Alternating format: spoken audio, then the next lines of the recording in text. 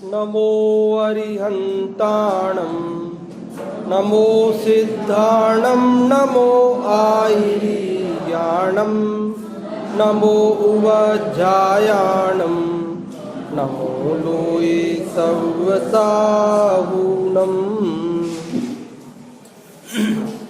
अष्टानिका महापर्व का महामांगलिक प्रसंग है और सिद्ध चक्र विधान के माध्यम से आप और हम सभी सिद्धों की आराधना कर रहे हैं।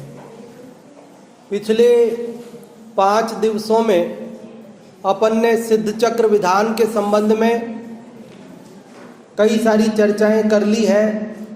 उनके इसके रचयिता पंडित संतलाल जी के बारे में भी परिचय काफ़ी कुछ प्राप्त किया है। 5 जयमालाओं के सार को थोड़ा समझा है और आज अपन 6वीं जयमाला के सार को समझेंगे।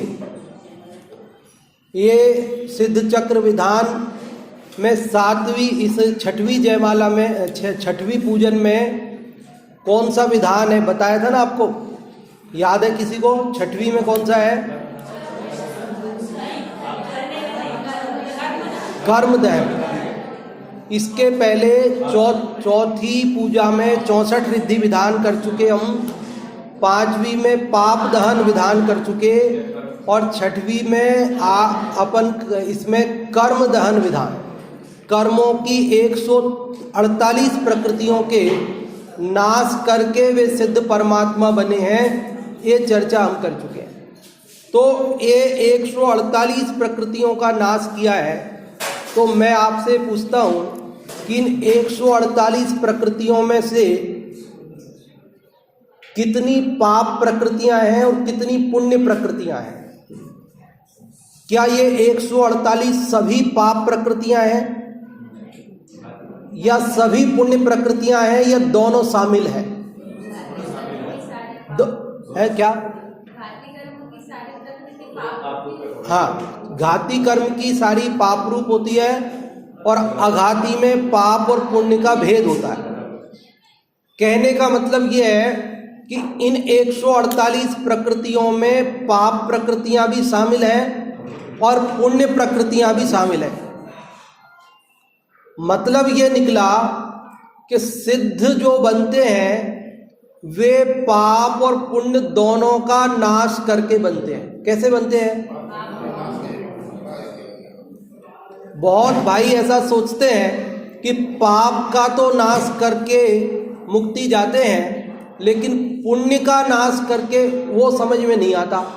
लेकिन यहाँ बता रहे पाप और पुण्य दोनों का नाश करके, पाप पुण्य सब नाश के ज्ञान भान प्रकाश, कि पाप और पुण्य दोनों का नाश करके ज्ञान रूपी भानु, केवल ज्ञान सूर्य का उदय होता है, प्रकाश फैलता है, सिद्ध अवस्था की प्राप्ति होती है।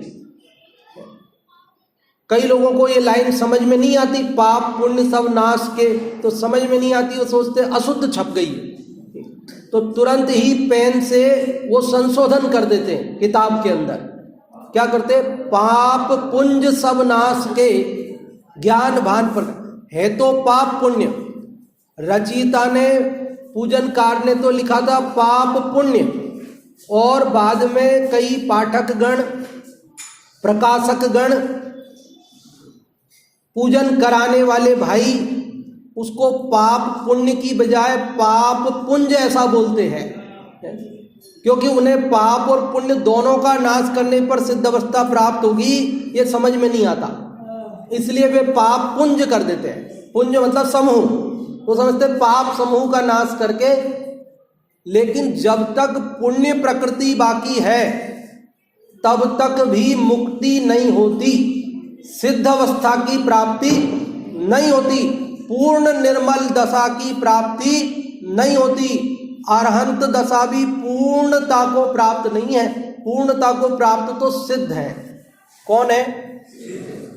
अरहंतों के अभी 4 अघाती कर्म शेष हैं, वे उनका भी अभाव करके और सिद्ध बनते हैं।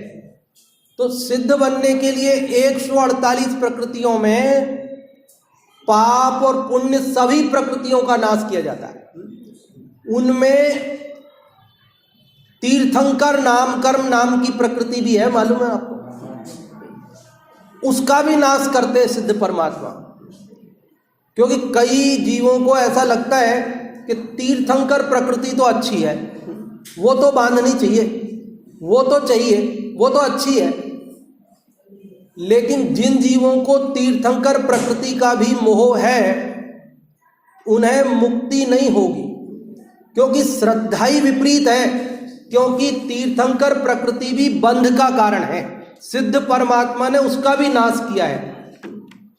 तो साहब इसमें आया छठी जयमाला पूजा में कि हाँ आया, कि साहब हमने पढ़ा जब तो ध्यान गया नहीं हमारा। तो देखो आप, इसका 146 नंबर का अर्घ है, 146 नंबर का अर्घ। आपके पास पुस्तक है, आप निकाल लीजिए। पेज नंबर है 102, पेज नंबर 102 पर 146 नंबर का अर्घ है। मिल गया सबको? देखो मैं पढ़ता हूं यहां से। पंच कल्याणक 34 अतिशय राजही, प्रातिहार्य 8 समो शरण द्युति छाजही। तीर्थंकर विधि विभव नाच निज पद लहो, यावत है जगन्नाथ तुम्हें हम अघरहो। ओम ह्रीं तीर्थंकर प्रकृति रहिताय नमः। क्या लिखा है? ओम ह्रीं तीर्थंकर प्रकृति रहिताय नमः अर्घ्यम निरूपामिति। तीर्थंकर प्रकृति से भी जो रहित हुए हैं, जिसका अभाव करके ही मुक्ति मिलती है, उसके प्रति अनुराग रखना उचित नहीं है। तीर्थ गुरुदेव श्री बोलते थे, जे भावे तीर्थंकर गोत्र बंधाए, ते भाव भी बंध का कारण है। वो भाव भी बंध का कारण है, ऐसा बोलते थे। वो गोत्र, अब गुरुदेव श्री के दिमाग में बैठ गया था वो गोत्र। हालांकि वो नाम कर्म की प्रकृति है, नाम कर्म की 93 प्रकृतियां हैं, उनमें वो है, वो कोई बात नहीं है। क्योंकि क्षयोपशम ज्ञान है, ये तो आप और हम सब में किसी में भी कहीं भी कोई चूक हो सकती है, वो कोई बात नहीं है, आगम प्रमाण है। लेकिन उनका भाव समझना चाहिए अपने को, क्या क्या भाव है उनका। कि भैया जिस भाव से तीर्थंकर प्रकृति बनती है ना, वो भाव भी बंध का कारण है, मोक्ष का कारण नहीं है।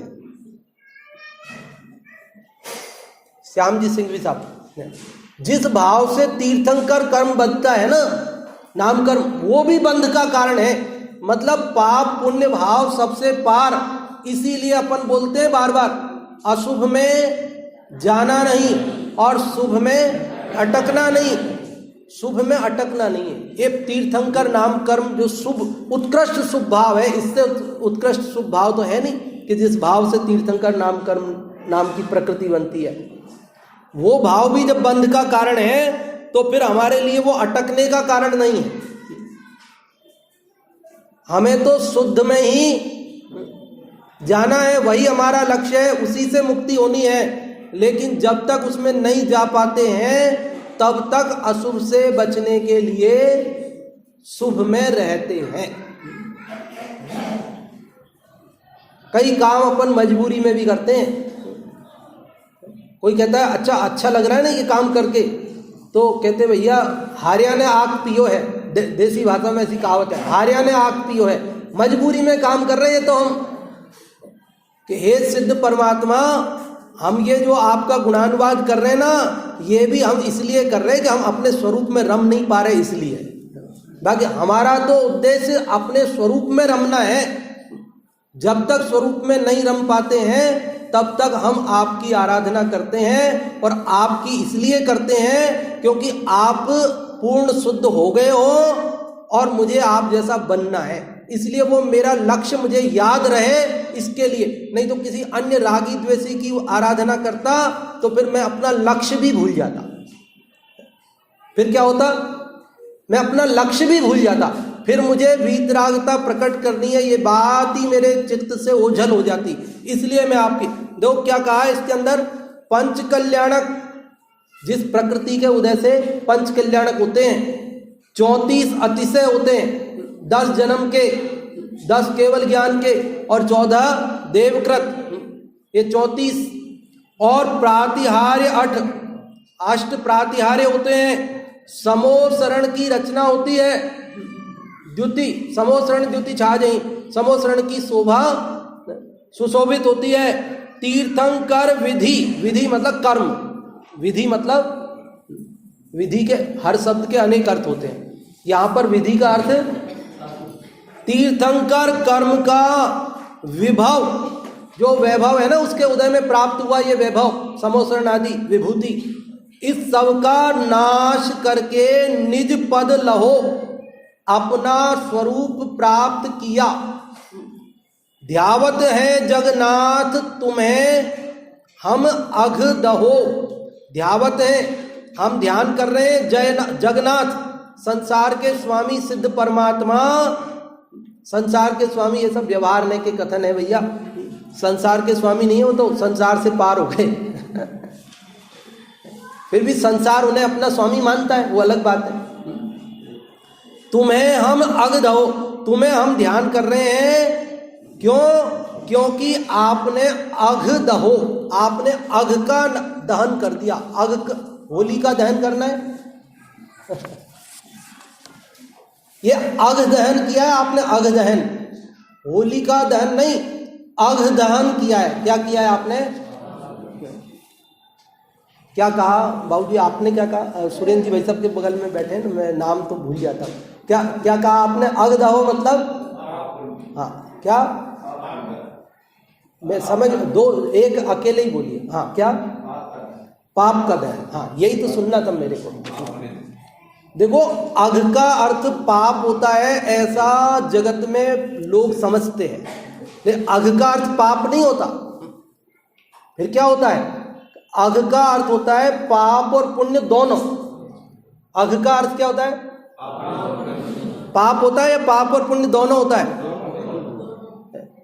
गरिमा, दोनों होते हैं। क्यों दोनों क्यों होते हैं? नहीं, देखो अपने मन से कुछ कहने से काम नहीं चलेगा, जो शब्द का अर्थ हो वो अपने को प्रमाण सहित प्रस्तुत करना पड़ेगा। ऐसे नहीं है अपन कुछ कह देते तो कोई मान लेगा क्या अपनी बात, और अपने को कहनी भी नहीं ऐसे कोई बात जो निराधार हो। देखो अभी सुनो, कैसे अघ का अर्थ पाप और पुण्य दोनों होता है, वो अपने को समझो बात को। एकाक्षरी नाम माला है, एकाक्षरी नाम माला, उसमें एक एक अक्षर के अर्थ बताए हैं। तो क कबूतर वाला होता है ना, क ओनली एक अक्षर क। हम कहाँ बताओ, उनको बगल में बताओ, हम कहाँ, जहां हमारा उपयोग, तो अपना उपयोग कहाँ रखना है, नहीं तो महत्वपूर्ण बात निकल जाएगी। समझ में आई बात? क अक्षर है ना, क कबूतर वाला, उसका अर्थ होता है पृथ्वी। क मतलब क्या होता है? हाँ पृथ्वी। अमर कोश में भी लिखा है, अमर सिंह ने, अमर कोश जो स्कूल में पढ़ाया जाता है हमारे यहाँ, 10वीं में 11वीं में 12वीं में थोड़ा थोड़ा हिस्सा है उसका। अमर कोश में पृथ्वी के, वो पर्यायवाची नामों का है पूरा कोश है ना, कोश पर्यायवाची शब्द कोश है वो, उसमें पृथ्वी के 27 नाम बताए अमर कोश में, और उन 27 नामों में एक क भी है, और एकाक्षरी नाम माला है, उसके अंदर एक एक अक्षर का अर्थ बताया है।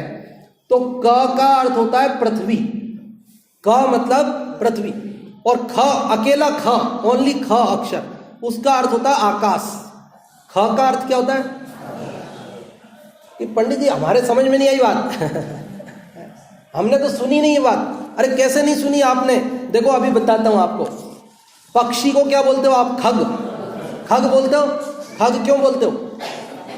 ख मतलब आकाश में, ग मतलब गमन करे, जो आकाश में गमन करता है उसे खग बोलते हैं। ख मतलब आकाश, ग मतलब गमन, जो आकाश में गमन करता है उसको खग बोलते हैं। अब आकाश में गमन तो आजकल हेलीकॉप्टर वगैरह भी करते हैं, है ना आकाश में गमन तो देवगण भी करते हैं, आकाश में गमन तो चारण रिद्धिधारी मुनिराज भी करते हैं, आकाश में गमन तो विद्याधर भी करते हैं। लेकिन पक्षी के अर्थ में लोक में रूढ़ हो गया वो। क्या हो गया वो? रूढ़ हो गया। रूढ़ मतलब प्रसिद्ध हो गया, उसमें फिक्स हो गया वो। खग मतलब पक्षी, ठीक है, ऐसे प्रसिद्ध हो जाते हैं। गाय को क्या बोलते हैं? गो। गाय को क्या संस्कृत में बोलते हैं? गो। गो का मतलब क्या होता है? गमन करना, जो चले वो गाय। तो आप और हम सब चलते हैं, तो आप और हम सब भी, मैं नहीं कह रहा, सही बात है ये। बकरी, भैंस, घोड़ा, गधा सब गाय हैं, क्यों? क्योंकि वो गो गमन करते हैं। लेकिन नहीं, भले गो का अर्थ गमन करना होता है, लेकिन वो गो गाय के अर्थ में क्या हो गया? रूढ़ हो गया, फिक्स हो गया वो। अब दूसरे भले चले, लेकिन उनको गो नहीं बोलेंगे। गो किसको बोलेंगे? केवल गाय को बोलेंगे। ऐसे ही भले ही कोई भी उड़े आकाश में चले, लेकिन वो पक्षी के लिए कहते हैं। मुझे तो केवल उसमें से आपको ये बताना, ख का अर्थ क्या है? समझ में आ गई बात? क का अर्थ क्या? पृथ्वी। ख का अर्थ आकाश। और ग का अर्थ क्या है? अभी तो वो खग के साथ बताया था, इसलिए एकाक्षरी नाम माला में जैसे क का अर्थ है पृथ्वी, ख का अर्थ है आकाश, और ग गाय वाला ग, ओनली ग अक्षर, उसका अर्थ होता है दिव्य ध्वनि। ग का अर्थ होता है वाणी, ग का अर्थ होता है वचन। ये जो आता है ना आपके दीपावली के बाद में गोवर्धन, क्या आता है? क्यों आता है ये गोवर्धन? देखो, अब लोक में क्या चलता है वो अलग बात है ना। मैं ये नहीं कह रहा कि वो पर्व जैनों का है, इससे मुझे, लेकिन मैं तो ये कह रहा हूं कि गोवर्धन मतलब क्या? मतलब है, ग का अर्थ क्या था? दिव्य ध्वनि, और वर्धन मतलब उसको बढ़ाना, दिव्य ध्वनि को बढ़ाना, फैलाना, प्रचार करना, इसका मतलब है गोवर्धन। दीपावली के दिन महावीर स्वामी मोक्ष चले गए, तो अब उनकी दिव्य ध्वनि को आप फैलाइए, जन जन तक पहुंचाइए। अब तीर्थंकर परमात्मा का विरह हो गया है। इस पंचम काल में अब तीर्थंकर होंगे नहीं। चतुर्थ काल के अंत में ये 24वें तीर्थंकर हो चुके हैं। अब इनकी जो दिव्य ध्वनि है, अब दिव्य ध्वनि कोई परमात्मा ऐसे तीर्थंकर तो होंगे नहीं। अन्य जो कुछ हुए हैं उनका तो आपको मालूम है, लेकिन उसका मतलब क्या कि वो गोवर्धन मतलब जो दिव्य ध्वनि है उसको आप बढ़ाइए। अब आपकी और हमारी जिम्मेदारी है बढ़ाने की। वो ध्वजा जो है उसे गिरने नहीं देनी है। एक सैनिक मर जाए तो दूसरा ध्वजा नहीं गिरने देता है, तुरंत थाम लेता है। और गौतम गणधर ने, उनके जो प्रमुख शिष्य थे, उन्होंने थाम ही ली। तो ये है मतलब। तो क का अर्थ क्या हो गया? पृथ्वी। ख का अर्थ क्या हो गया? आकाश। ग का अर्थ क्या हो गया? दिव्य ध्वनि, वाणी। और घ, क ख ग घ, घ का अर्थ होता है आत्मा। घ का अर्थ क्या होता है? आत्मा। और ये क्या है? अघ। ये क्या है? क्या लाइन है? ध्यावत है जगन्नाथ तुम्हें हम अघ दहो। अघ, अघ का नाश करते हो आप, अघ का दहन करते हो। तो ये अघ क्या है? घ मतलब आत्मा, और अघ मतलब जो घ नहीं है, मतलब आत्मा नहीं है, आत्मा के स्वभाव भाव नहीं है, आत्मा के स्वभाव के विपरीत भाव है, आत्मा के जो विभाव भाव है, शुभ और अशुभ भाव है, वे सब आपने दहन कर दिए। तो अघ का मतलब पाप और पुण्य दोनों हुआ कि नहीं हुआ? पाप भाव आत्मा है क्या? तो क्या पुण्य भाव आत्मा है? पाप भाव आत्मा का स्वभाव है क्या? पुण्य भाव आत्मा का स्वभाव है क्या? अगर पुण्य भाव आत्मा का स्वभाव हो तो सिद्धों में भी रहना चाहिए, क्योंकि सिद्ध तो पूर्ण स्वाभाविक दशा को प्रकट हुए।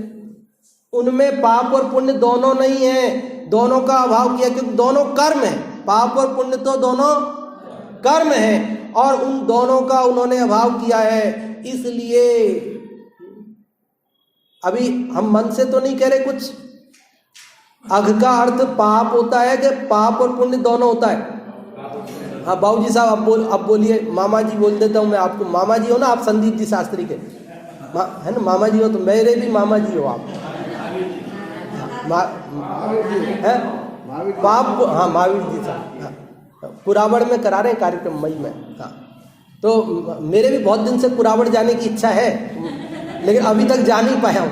तो अब चलेंगे आपके यहाँ कार्यक्रम में, है हाँ 12 मई को है ना। हाँ, क्योंकि वहाँ गुरुदेव श्री आए थे ना, पंच कल्याणक हुआ था, और वहाँ हमारे जीजा जी रमेश चंद जी सांगानेर वाले प्रवचन के लिए एक बार 10 लक्षण में आए थे। तो उन्होंने मेरे को कहा था तुम उदयपुर जा रहे हो, कुराबड़ जाना वहाँ। अब मैं गया ही नहीं अभी तक तो अब चलेंगे आपके साथ, है ना। तो क्या कह रहा था मैं आपको, अघ का अर्थ समझ में आ गया ना आपको। तो कहने का मतलब यह है, इस छठवीं पूजा में जो कर्म दहन विधान है, कर्मों की 148 प्रकृतियों का नाश करके सिद्ध परमात्मा बनते हैं, पाप और पुण्य दोनों का नाश करके बनते हैं, तीर्थंकर प्रकृति का भी नाश करके बनते हैं। ऐसी मार्मिक चर्चा इसके अंदर चलती है। बहुत सारी बातें हैं, देखो थोड़ा सा पढ़ते जयमाला में एक आध छंद का अर्थ कर लेते हैं अपन। समय देखता हूं मैं कितना रहा अपने पास। चलो अभी 20 मिनट ही हुए, अपने पास 25 मिनट है आराम से, कोई दिक्कत नहीं। 115 नंबर पेज पर है जयमाला छठी पूजा की।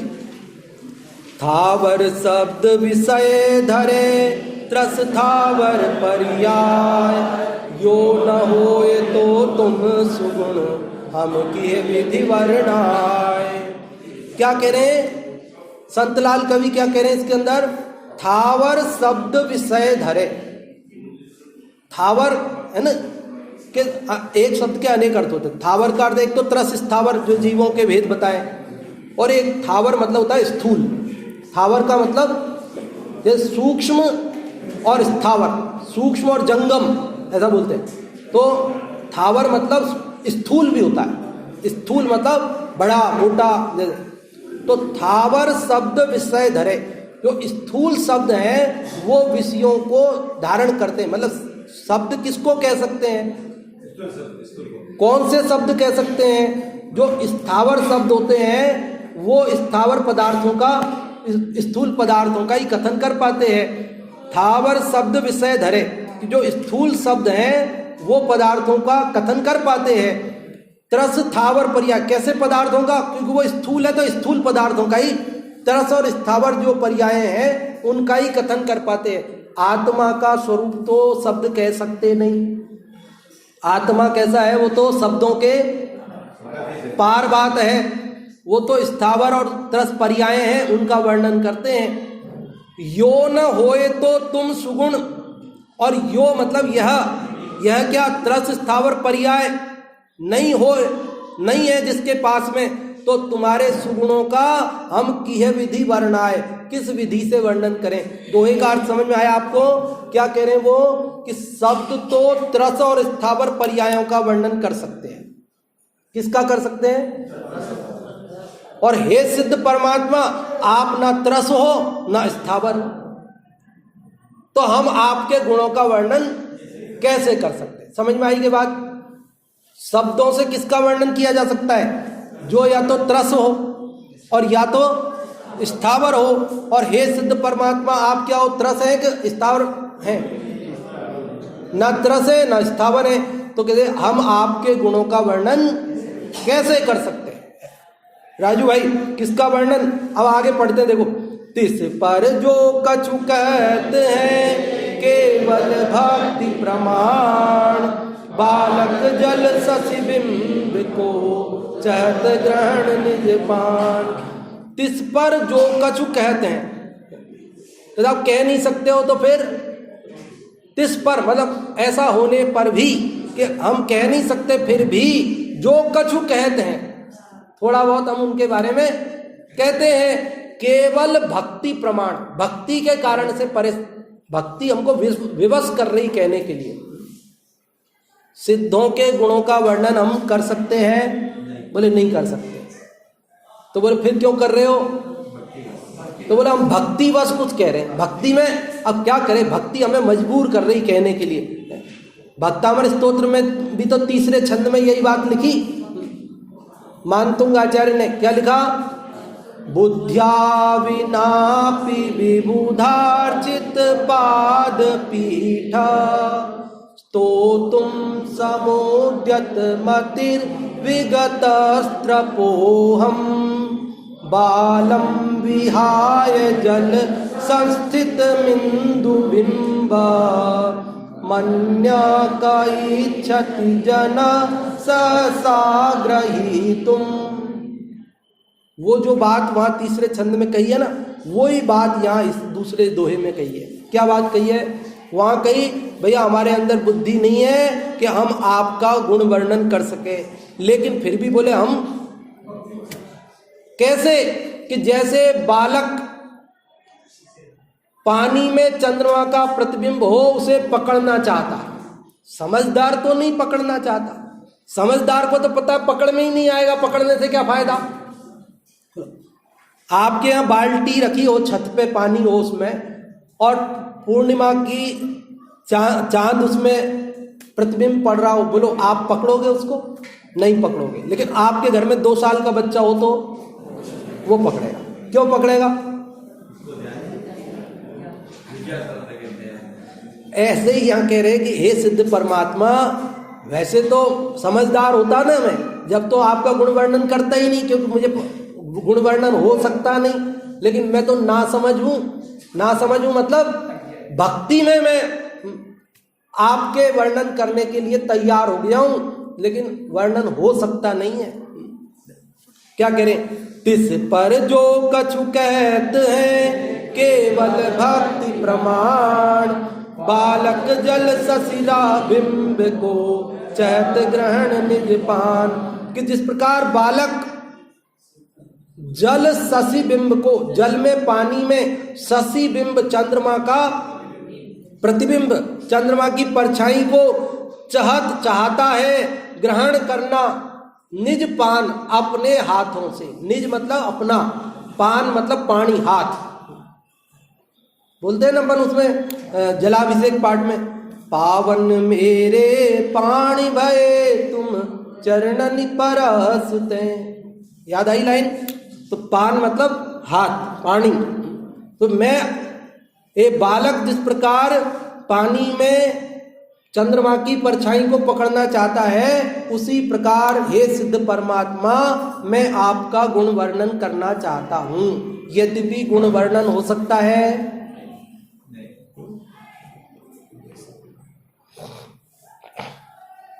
ऐसा मार्मिक विधान है कि जिसके अंदर भक्ति तो है ही, अध्यात्म भी, भक्ति के साथ अध्यात्म और दर्शन, उत्कृष्ट कोटि का दर्शन, सब कुछ भरा हुआ है इसके अंदर, न्याय सब कुछ भरा हुआ है। राजमल जी पवैया साहब ने बहुत सारे विधान लिखे, आपको मालूम है। राजमल जी पवैया साहब ने कितने 150 150 के लगभग विधान, इतने विधान रचे हैं कि आप यहाँ चौकी पे एक विधान विराजमान करो, दूसरा करो, तीसरा करो, चौथा करो, मेरे विचार से वो छत के तोड़ जाएंगे। इतने विधान तो लिखे उन्होंने। यहाँ से ऐसे रखना चालू करोगे तो वहाँ ऊपर छत के टच हो जाएंगे, कम से कम, और ज्यादा ही लिखे होंगे इससे, 150 से ज्यादा। अब 150 विधानों को आप ऐसे रखोगे ना तो वहाँ छत के तो टच होने ही है, और ज्यादा ही। इतने विधान रचे राजमल जी पवैया साहब ने। तो दादा ने, डॉक्टर साहब ने, हुकमचंद जी बारिल साहब ने उनसे कहा, आप और कितने भी कोई से भी विधान रचना, लेकिन सिद्ध चक्र विधान मत रचना। राजमल जी पवैया साहब से दादा ने कही ये बात कि आप कितने भी कोई से भी विधान रचना, कोई दिक्कत नहीं है, लेकिन आप सिद्ध चक्र विधान मत रचना। नहीं तो क्या होगा, लोग उसको करने लग जाएंगे और इसको भूल जाएंगे, जो कि ये जो इसके अंदर जो मर्म भरा है ना, जिनागम का सार, वो रह जाएगा, ओझल हो जाएगा लोगों से। इसलिए आप सिद्ध चक्र विधान दूसरा मत रचना, तो कम से कम ये जो इसका सिद्धांत है वो जगत को समझ में आता रहेगा। हाँ, इन्हें भी मना किया था। हाँ? कि भाई सिद्ध चक्र मंडल विधान के अलावा कोई भी इसको छोड़ करके तुम दूसरा विधान करना पड़ता, ये सिद्ध चक्र मंडल विधान नहीं मत करना, मतलब हाँ नया मत बना, नया मत बना। क्यों? क्योंकि इसके अंदर तो कल हमने देखा था, उदाहरण दिए, और उदाहरणों के अंदर सिद्धांत, परसों 6 उदाहरण दिए थे ना। जैसे भाव लिंग बिना कर्म का क्षय नहीं होता, द्रव्य लिंग के बिना मोक्ष नहीं होता, ऐसे पूरे 6 उदाहरण दिए। और उदाहरण भी क्या, वो जिनागम के मूल ठोस सिद्धांत जिन पर पूरा जिनागम खड़ा है। तो ऐसा देखो, है तो भक्ति का काव्य, व्यवहारने का विषय है ना भक्ति, तो लेकिन इस भक्ति के काव्य में भी क्या बात कह रहे हैं, देखो आप आगे पढ़ो। जय पर निमित्त व्यवहार त्याग, पायो निज शुद्ध स्वरूप भाग। जय पालन बिन जगत देव, जय दया भाव बिन शांति।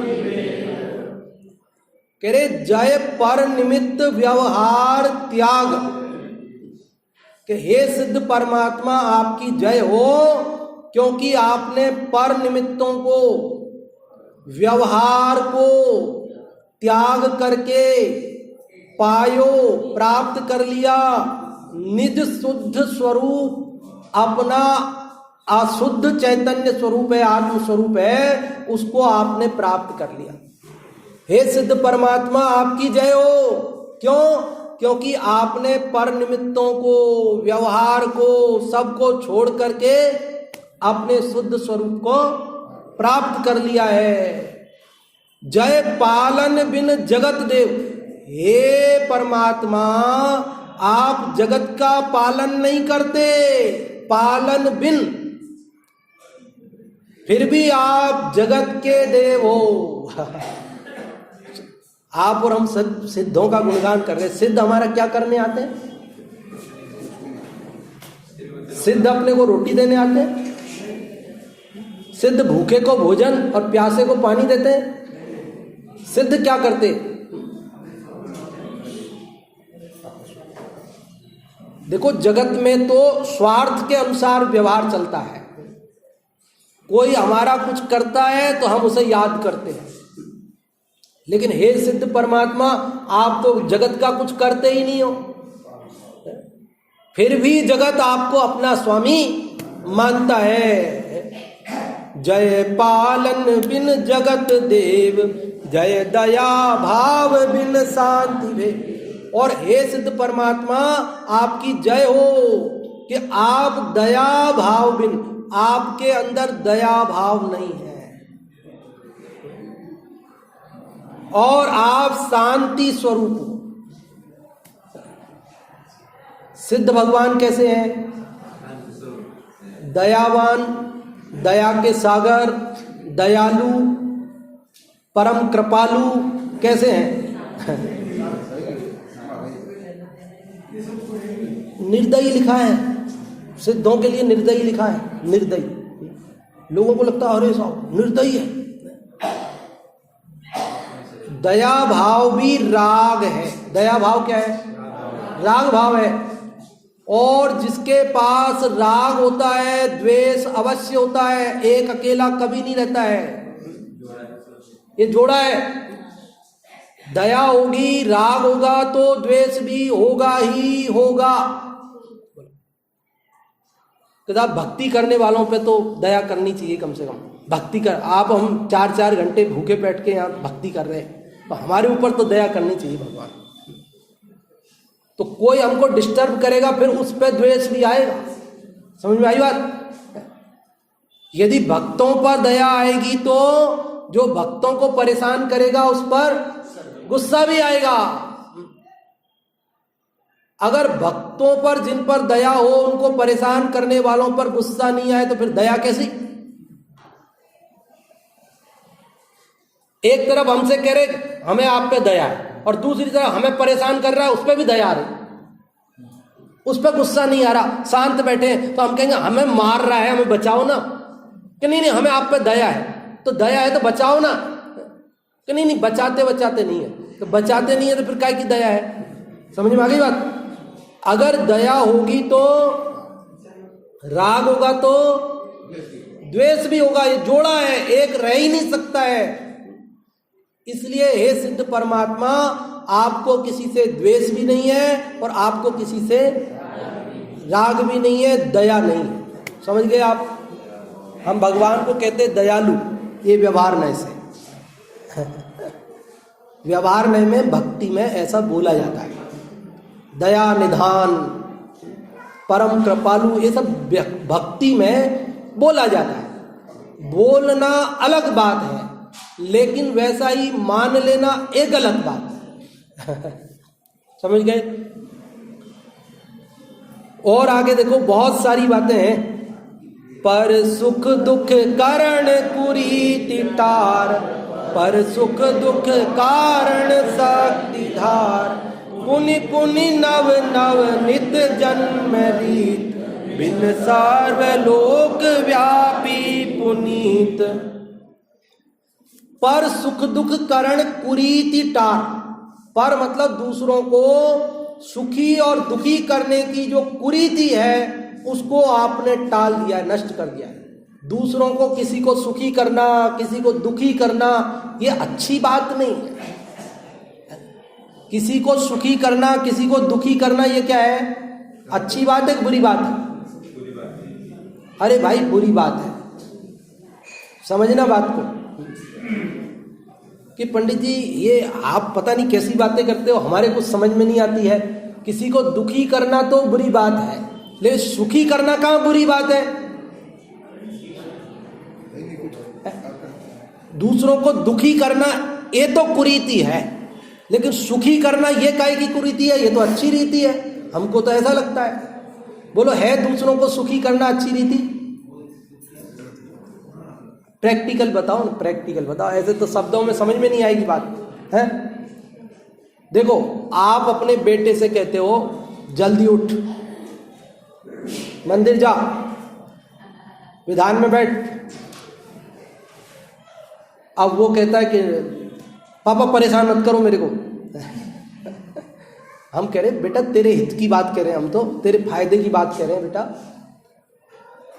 नहीं, आप मेरे को परेशान मत करो, आप मेरे से कुछ मत बोलो, मेरी मर्जी हो जो मुझे करने दो। और आप क्या कहते हो कि बेटा हम तो तेरे सुखी होने का उपाय बता रहे हैं, हम तो तेरे भले के लिए कर रहे हैं।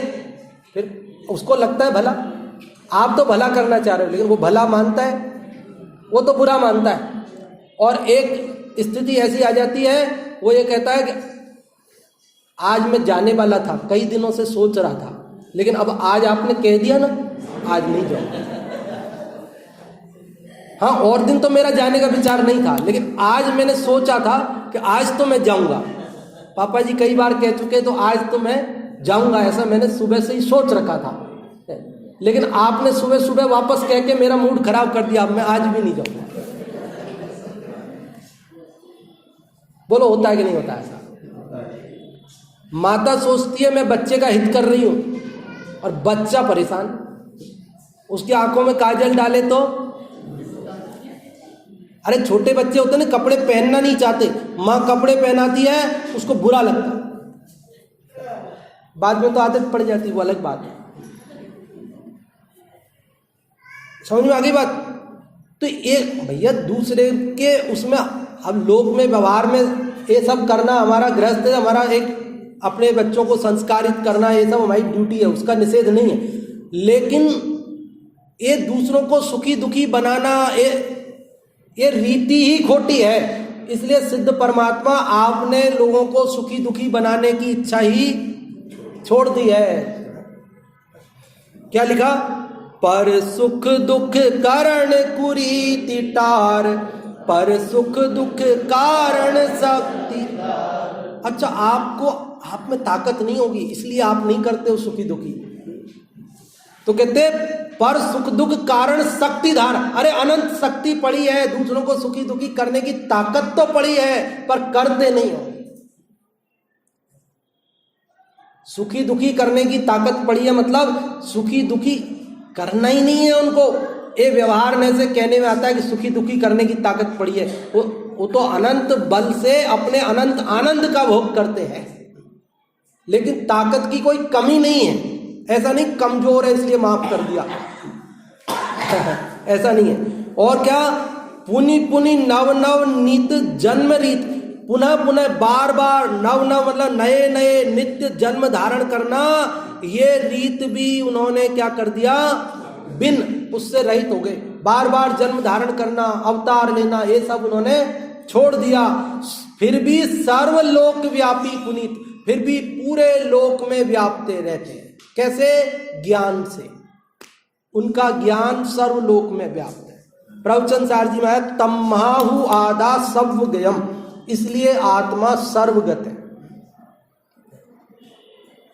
है ना पूरी गाथा। आदानाण पमाणम नाणम नेयपमाणमुदिष्ठम नेयम लोयालोयम आदाहुतम सव्वगयम तम्माहु आदा सव्वगयम। क्या मतलब है इसका कि आत्मा कितना बड़ा कि जितना बड़ा ज्ञान, कि ज्ञान कितने बड़े कि जितने ज्ञेय, कि ज्ञेय कितने बड़े कि लोकालोक। तो फिर आत्मा किसके बराबर हुआ? लोकालोक के बराबर। कैसे गणित जैसे सूत्र है। आत्म, इसका पद्यानुवाद बोलता हूं, समझ में आएगा आपको। आत्मज्ञान प्रमाण है, अरे ज्ञान ज्ञेय प्रमाण है ज्ञेय लोकालोक इस विधि सर्वगत यह ज्ञान है। तो सिद्ध परमात्मा आप जगह जगह जन्म धारण नहीं करते, फिर भी आप ज्ञान से सारे लोक में व्याप्त हो।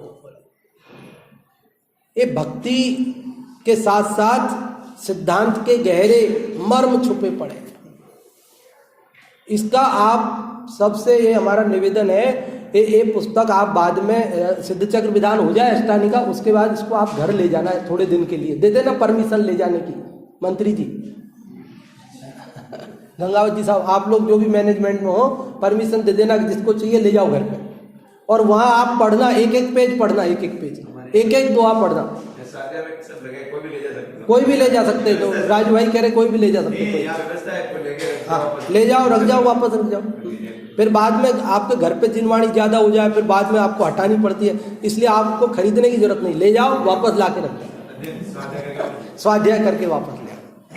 तो एक एक पेज पढ़ो, एक एक शब्द पढ़ो, एक एक अर्थ का विचार करो।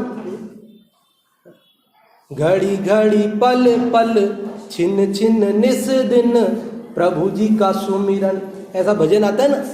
तो निरंतर निरंतर ये तो चिंतन की चीजें हैं, भक्ति के साथ साथ वो सिद्धांत हैं जिनका निरंतर हमें मनन करना चाहिए। और हमारा जीवन कैसे बीता जा रहा है, यहाँ जितने लोग बैठे, कितना समय बीत गया आप और हमारा, कितनी आयु बीत गई, कितनी शेष रही, सब अपना अपना हिसाब निकाल के बताओ, मन में सोच लो, सब अपने अपने निकाल लो कैलकुलेशन, कितनी आयु बीत गई, कितनी रही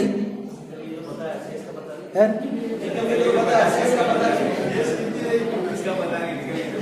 सुरेश जी भाई साहब कह रहे हैं कि निकल गई जो तो पता है, शेष रही उसका पता नहीं। चलो अंदाजे से लगा लो, अंदाजे से जो भारत सरकार का जो आंकड़े हैं ना, भारत सरकार के स्वास्थ्य के आंकड़े हैं, तो उनमें औसत आयु कितनी है उससे लगा लो। सेंसेक्स जो है ना गवर्नमेंट का, उस कितना है 68 साल है सरकार का, तो वो 68 साल से लगा लो। औसत आयु सरकार ने के हिसाब 68 साल, तो 68 साल से अपना लगा लो कि 68 साल में से जितने बीत गए वो माइनस कर लो, और 68 साल में कितने बचे अब वो देख लो। माइनस में तो नहीं चल रही कहीं।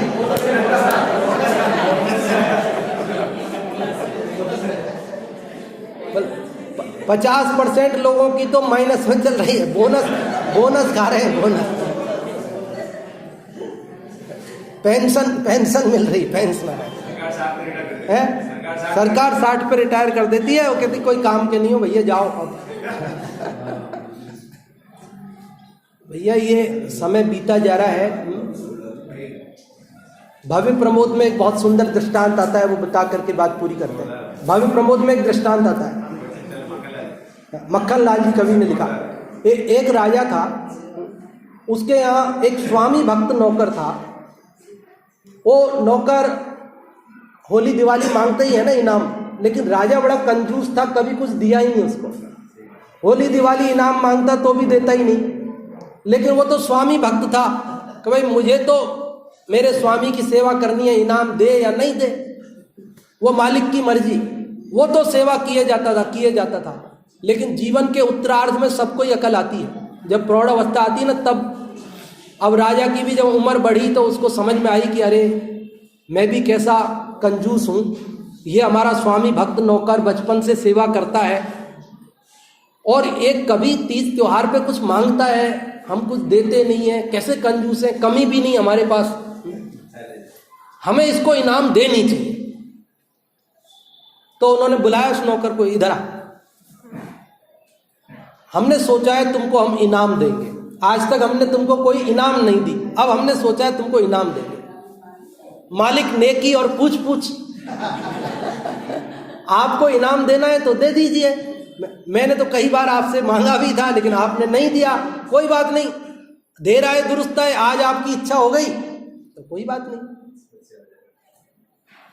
तो बोले कल सुबह 6 बजे आ जाना और मैं खजांची को बोल दूंगा, वो हीरे पन्ने वाला कोठा खोल देगा और तुम उसमें से जितना हीरा पन्ना चाहिए ले जाना, इनाम है। 3 घंटे का समय मिलेगा, सुबह 6 बजे खुल जाएगा कोठा, 9 बजे बंद हो जाएगा। 3 घंटे में जितना हीरा पन्ना मोती माणिक मूंगा जितना चाहिए ले जाना। उसने कहा ठीक है साहब। अब वो तो गरीब आदमी बेचारा, अब इतना सब माल मिलने वाला है, खुशी के मारे फूला नहीं समाया, पूरी रात सो नहीं पाया, कब सुबह होए कब पहुंचूं। और वो तो टाइम से फटाफट 6 बजते ही पहुंच गया वहां, और वह दरवाजा खुला ही था। खजांची ने कहा राजा साहब की परमिशन है, ले जाओ, 9 बजे तक खुला है, जितना चाहिए। घुस गया, देखता है अंदर कि हीरे के पन्ने के मोती के माणिक के ढेर लग रहे हैं और सुंदर सुंदर खिलौने बने हुए, एक मूंगे का खरगोश, नीलम का मोर, ऐसे मणियों के सुंदर सुंदर खिलौने।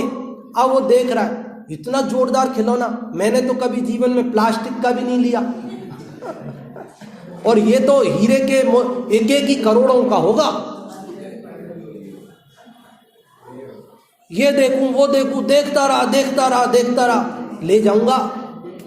9 कब बज गए पता नहीं, अनुकूलता में टाइम कब निकलता पता नहीं।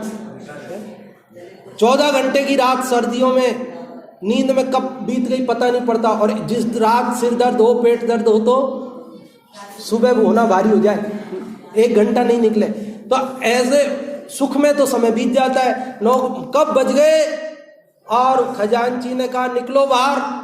अरे अभी तो मैं कुछ ले ही नहीं पाया, थोड़ा सा तो लेने दो। कि नहीं 9 बज गए, अब चलो। कान पकड़ के बाहर निकाल दिया, खाली हाथ बाहर आया, राजा के पास गया। महाराज आप तो देने वाले थे पर मैं नहीं ले पाया, मैं तो वो खेल खिलौनों में ही रह गया।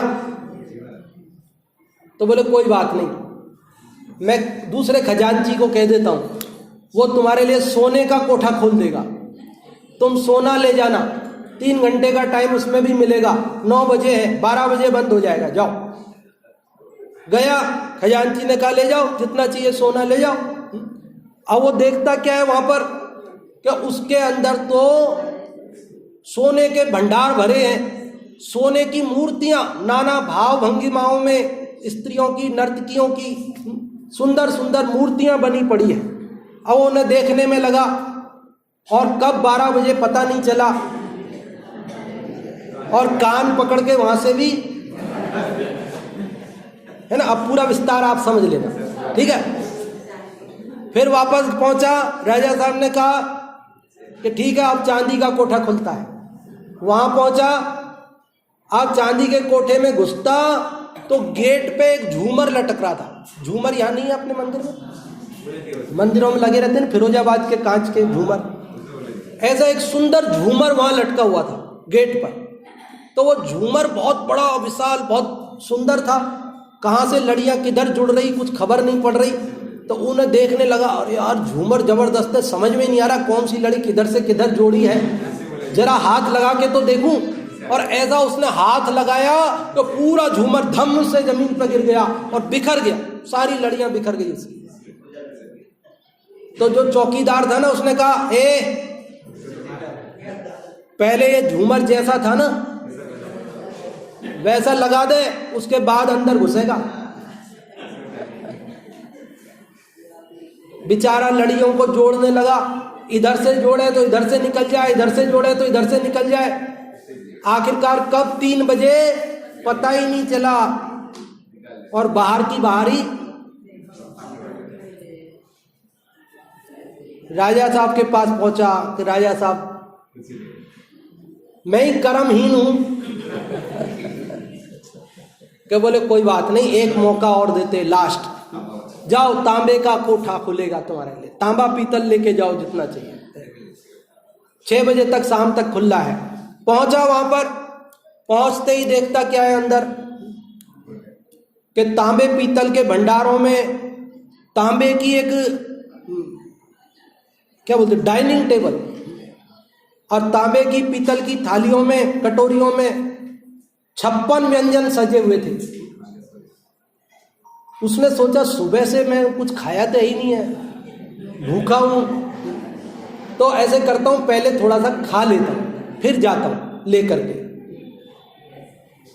वो खाने बैठा, भूखा था और अच्छे व्यंजन थे, 56 व्यंजन, तो पेट भर के खा लिया। पास में ही तांबे का एक पलंग था, डनलप के गद्दे लग रहे थे उस पे। तो उसने कहा कि अब ऐसे करता हूँ, थोड़ा रेस्ट करता हूँ, खाने के बाद थोड़ा रेस्ट तो जरूरी है ना, आयुर्वेद में बताया थोड़ा तो रेस्ट करना जरूरी है भोजन के बाद। या तो 100 कदम चलो, नहीं तो बाईं करवट लेटो, ये तो जरूरी है भाई। तो मैं बाईं करवट थोड़ा सा लेट लेता हूँ यहाँ पर, फिर जाता हूँ। वहां लेटा ऐसा, रात को तो सोया ही नहीं था, सुबह से भाग भाग के खजानों में थक गया, भूखा था, भोजन किया था। सो लेटते ही ऐसी झपकी लगी, नींद आई।